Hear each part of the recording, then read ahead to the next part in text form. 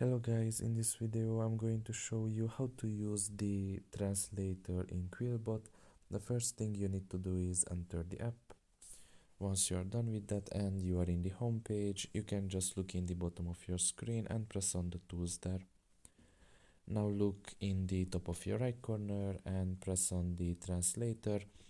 And the way to use it, it's very simple. It is just like how you would use the Google Translate.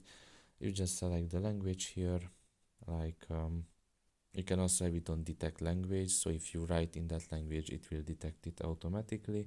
If not, you just select the language and select the second language that is going to be translated to, and enter something here like splash for example, and press on translate, and it will translate it to that language. As you can see, that's simply how you use it.